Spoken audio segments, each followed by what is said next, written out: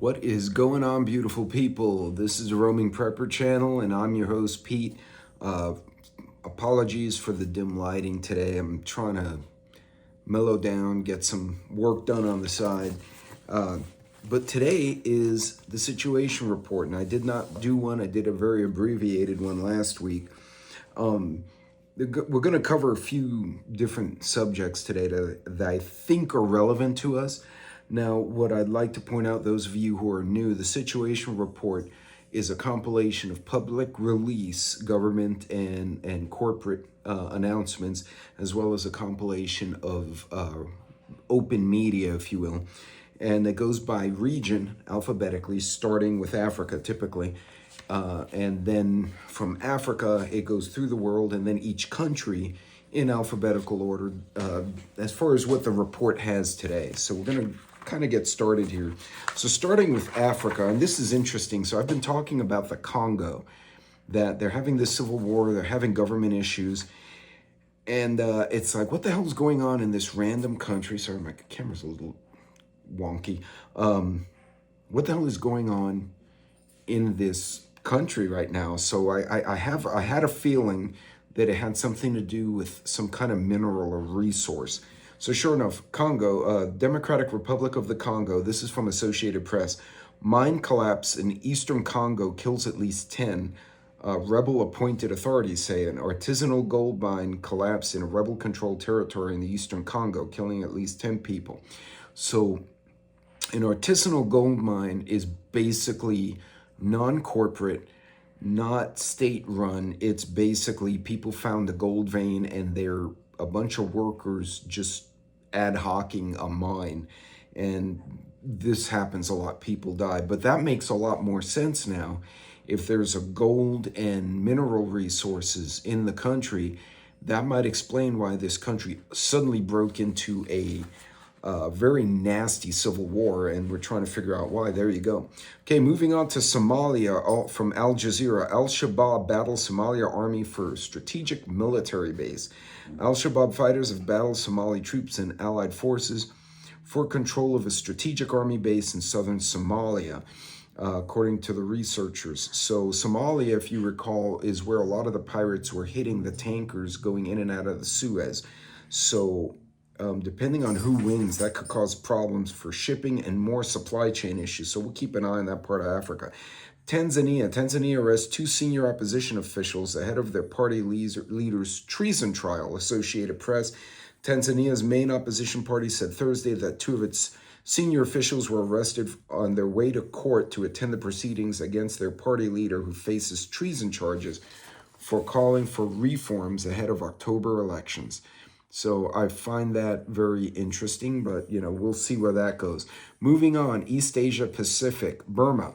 Myanmar junta defies Quake ceasefire to continue deadly attacks, data shows. This is according to Reuters. Myanmar's junta has kept up a deadly military campaign, including airstrikes and artillery assaults, despite announcing a ceasefire after a major earthquake killed thousands in March, according to the United Nations. Moving on to Thailand, from VN Express International, I don't know if that's a news agency or what, U.S. reinstates Thailand's top aviation safety rating. The U.S. FAA said on Wednesday it had upgraded Thailand's air safety rating to Category 1 after a decade after a downgrade, paving the way for direct U.S.-Thailand flights to resume. The U.S. and England pretty much set most of the standards for aviation. So if you don't get a U.S. Category 1, it actually prevents you from having direct flights from the U.S. and a lot of other countries. So good thing for Thailand. Maybe it'll help their tourism a bit. The country's relatively stable. It's a bit impoverished, mainly an agrarian country, but they seem to be doing okay. So moving on to Europe. 1 killed and 2 injured as driver loses control during parade in Italian town. A man was killed and 2 women injured when a driver lost control of his car in Italy's central town of Lanciano on Friday during celebrations for Italy's 80th Liberation Day. This is according to Associated Press. Doesn't seem to be nefarious, just an accident. Russia. Russia's Putin meets U.S. envoy Witkoff, Interfax says, according to Reuters. Russian President Vladimir Putin met U.S. President Donald Trump's envoy, Steve Witkoff, in the Kremlin on Friday, Putin spokesman Dmitry Peskov was quoted as saying. Then also Russia, from the Associated Press, Russian general was killed by a car bomb just outside of Moscow. The Russian general was killed by a car bomb on Friday.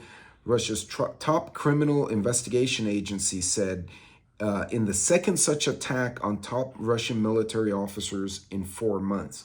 Now that's interesting because we often talk about fifth generation warfare. We're witnessing it in a lot of ways. Drones being used to hit infrastructure on the other side of the border, bombings of leaders and commanders.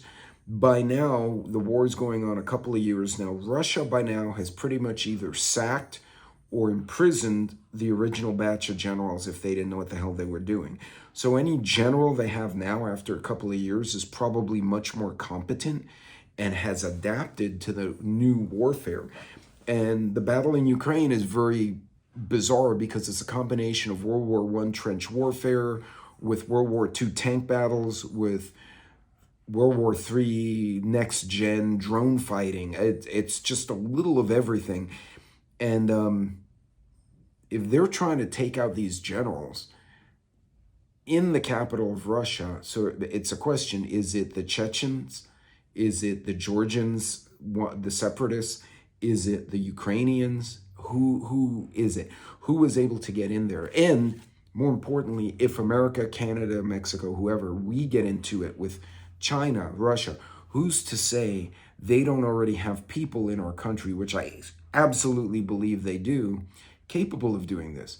Who's to say they won't go, and maybe not the president or the vice president, that would be very bold, but, the colonel who commands, some armored regiment, or maybe take out the NCOs, a bunch of NCOs at some bar near Fort Hood or Fort Cavazos now. These kind of attacks, not necessarily top tier leaders, presidents and commanding chiefs and all that, but battlefield level leadership that would really hinder a unit, hinder a company, a regiment, a battalion. I think what we're witnessing here is really fifth generation warfare. So I'll get off that soapbox, but we will come back to that at some point because that's very interesting.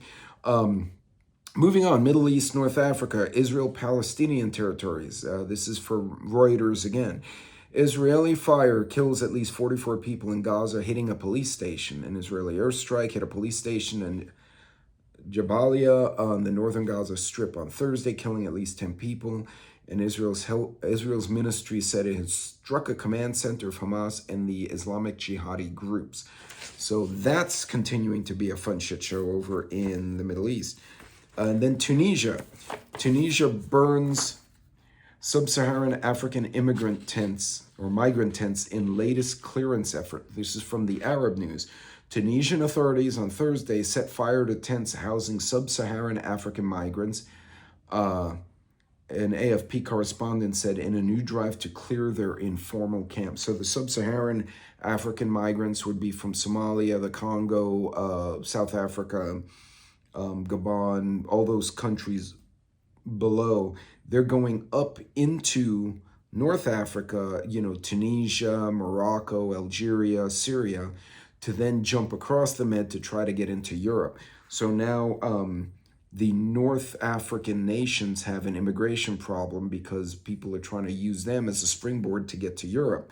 Much the same way Mexico has an immigration problem because a lot of Chinese, Russian, Cuban, Venezuelan immigrants are coming through Mexico to get to the U.S., or they were anyway, not so much anymore. So just interesting thing to watch. The pattern repeats, and it's something we need to be mindful of. Okay, moving on, Western Hemisphere, Costa Rica. This is from the Tico Times. That's a cool name, Tico Times. Okay, Costa Rica declares red alert for Poas volcano amid increased eruptions. Ooh, that's scary.